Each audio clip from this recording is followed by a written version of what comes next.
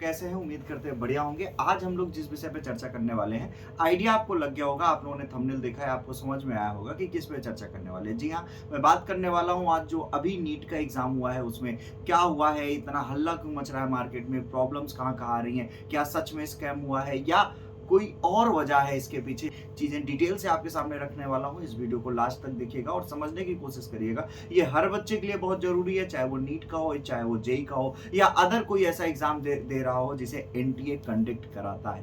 Problems कहाँ-कहाँ आती हैं, कहाँ-कहाँ दिक्कतें हैं, एनटीए की तरफ से क्या-क्या लापरवाही बरती गई या एनटीए इसके बारे में क्या कहना चाहता है। हर विषय मुद्दों पर बात करेंगे। हालाँकि हर बड़े-बड़े यूट्यूब हैंडल्स या हर बड़े-बड़े लोग इस पे चर्चा कर रहे हैं, पर मेन मुद्दों पर अभी तक किसी ने किसी तरह की कोई चर्चा नहीं की है। हर मुद्दों पे चर्चा करेंगे और बहुत ध्यान से सुनिएगा इस वीडियो को लास्ट तक। आपके लिए हेल्पफुल होगी, आने वाले एग्जाम्स के लिए भी, सभी के लिए। शुरू करते हैं। सबसे पहले, इतना हल्ला मच क्यों रहा है? सबसे पहले मैं बताना चाहूँगा कि जो पहली रैंक है, मतलब 720 का पेपर होता है नीट का, और 720 में 720 नंबर आए हुए हैं और ऐसे 67 स्टूडेंट हैं जिनके 720 में 720 नंबर हैं। और सबसे बड़ी प्रॉब्लम ये है कि हमारे इंडिया का जो सबसे टॉप मेडिकल कॉलेज है, उसमें जनरल की सीट ही 40 बच्चों की है।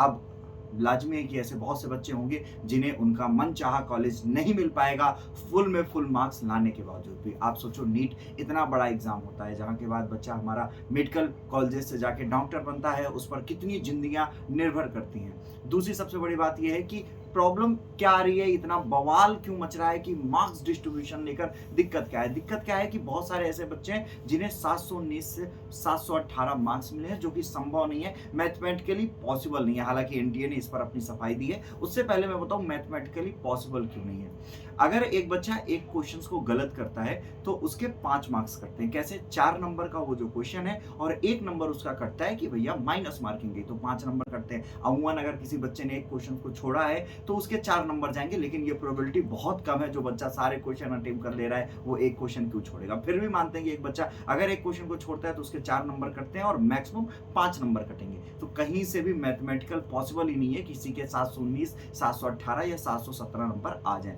पर ऐसे कई बच्चे हैं जिन्हें 719, 718 नंबर मिले हैं, जो कि मैथमेटिकल पॉसिबल नहीं है। हालांकि एनटीए ने अपनी तरफ से एक सफाई दी है कि हमने देखा कि कई बच्चों को टाइम का लॉस हुआ, पेपर लेट हुआ या बच्चे परेशान हुए, तो ऐसी बहुत सी उन्होंने अपनी तरफ से सफाइयां दी, जिसकी वजह से हमने उन्हें गेस मार्क दिया। हालांकि एक बात यहां पे रोकना चाहूंगा, एनटीए ने ये स्पष्ट नहीं किया है कि उन्होंने गेस मार्क किसके बेस पे दिए, किस बिहाफ पे उन्होंने गेस मार्क दिए, क्या क्राइटेरिया रखा गया, कितने बच्चों को इन्होंने गेस मार्क दिए और कैसे दिए। ये जरूर एनटीए को सामने लाना चाहिए, लेकिन एनटीए ने अभी भी इस पर कोई क्लियरिटी नहीं दी। हाँ, उन्होंने ये जरूर कहा हमने गेस मार्क किए हैं। इसका पूरा क्लियरिटी स्टूडेंट्स के लिए पब्लिकली होना चाहिए, किस पॉइंट ऑफ बेसिस पे किस तरह से इन्होंने किया। दूसरी सबसे बड़ी बात, एक ही सेंटर से 7 से 8 बच्चों के 720 में 720 नंबर आना, ये बहुत बड़ा सोचने का मुद्दा है। इतना आसान नहीं होता है कि एक ही सेंटर से इतने मार्क्स आ जाएं। और दूसरी सबसे बड़ी बात, जिस मुद्दे पे मैं चर्चा करना चाहता हूं कि भारत का इतना बड़ा एग्जाम, समझ रहे हैं ना, नीट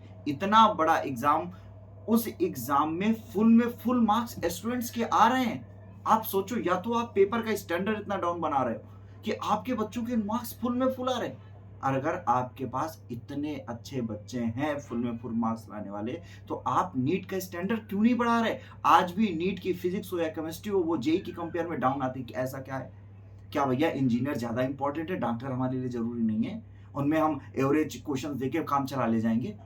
इसका स्टैंडर्ड भी बढ़ना चाहिए। यहाँ तक कि आप लोगों ने देखा कि उन्होंने जो डेट दी थी रिजल्ट की, उससे बहुत पहले उन्होंने रिजल्ट शो कर दिया। ऐसी क्या मजबूरी थी? अमूमन हमने देखा है कि जो डेट आती है रिजल्ट की, वहां पे रिजल्ट नहीं आता है और रिजल्ट उसके बाद आता है। लेकिन उन्होंने क्या किया, जो डेट दी रिजल्ट की उससे बहुत पहले, और उन्होंने वही दिन चुना जिस दिन काउंटिंग हो रही थी। आखिर ऐसी क्या मजबूरी थी कि आपको वो दिन चुनना पड़ा जिस दिन काउंटिंग हो रही थी? क्या आपने आनंद फानंद में ये सारे रिजल्ट निकाले इतनी जल्दी? क्योंकि अमूमन होता क्या है कि जब भी कभी रिजल्ट होता है तो उसका एक जो डेट आती है, वो डेट उस हिसाब से आती है कि भाई ये सारी चीजें सेट की जाएंगी। ये सारी कंडीशंस हुए। इवन कि कई दफे सुनने को आया है कि कई जगहों पर लापरवाहियां देखी गई हैं।